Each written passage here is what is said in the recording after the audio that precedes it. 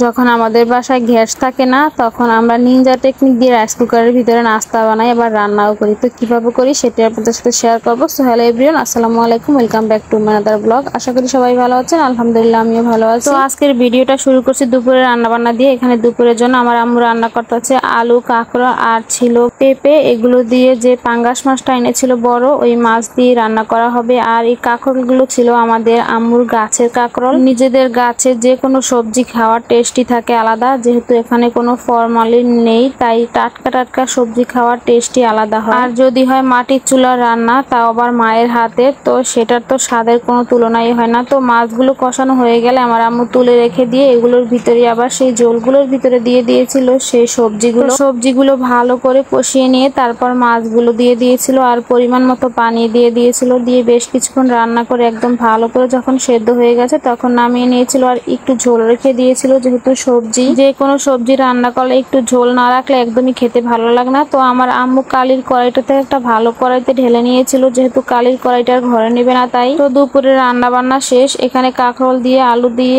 আর পেঁপে দিয়ে পাঙ্গাস মাছ রান্না করা হয়েছিল আর পেঁপে ভর্তা করা হয়েছিল। আর বিকেলবেলা যেহেতু গ্যাস নেই তাই ভাবলাম যে নাস্তা বানাবো কি করে। তো আমার আম্মু বললো যে রাইস কুকারের ভিতরে নুডলস রান্না করো। রাইস কুকারে পেঁয়াজ ভাজতে গেলে অনেকটা অসুবিধা হয়ে যায়, তাই একটু ভারী আর ওজন হওয়ার জন্য এখানে আমি একটা পুতো দিয়ে দিয়েছিলাম, যেটা হচ্ছে শিলপাটার একটা পুতো দিয়ে দিলে ওজন থাকলে খুব হিট ভালো হয়। তাই খুব তাড়াতাড়ি একদম সুন্দরভাবে নুডলসটা রান্না করা হয়ে গেছে। পেঁয়াজটা ভালো করে ভেজে নিয়ে আমি ডিমটাকেও একদম ঝুরা করে নিয়েছিলাম। তারপর নুডলসটা তো আগেই সেদ্ধ করে নিয়েছিলাম। আর এখানে আমি দিয়ে দিয়েছি টমেটো সস, সয়া সস আর নুডলসের সেই মশলাটা। তো এই নুডলসটা রাত্রে আমি বানিয়েছিলাম। তো নুডলসটা বানিয়েছিলাম আমরা সবাই মিলে সন্ধ্যায়। এই নুডলসটা দিয়ে নাস্তা করেছিলাম, সাথে ছিল রং চা মশলা দিয়ে। আমি ভাবছিলাম যেহেতু রাইস কুকারে রান্না করা হয়েছে নুডলসটা হয়তো খেতে মজা হবে না, কিন্তু না, আসলে অনেক মজা হয়েছিল। যেহেতু সবাই মিলে একসাথে খেয়েছিলাম তাই হয়তো এতটা মজা হয়েছে। যে কোনো খাবার অনেকে একসাথে খেলে অনেক মজা হয়। তো আমরা সবাই সন্ধ্যায় নুডলস আর চা দিয়ে নাস্তাটা করে নিলাম। তারপর আমার আম্মু রাত্রের জন্য আবার রান্না করার জন্য এখানে নিয়ে নিচ্ছে পোমা মাছ। আর এই মাছটা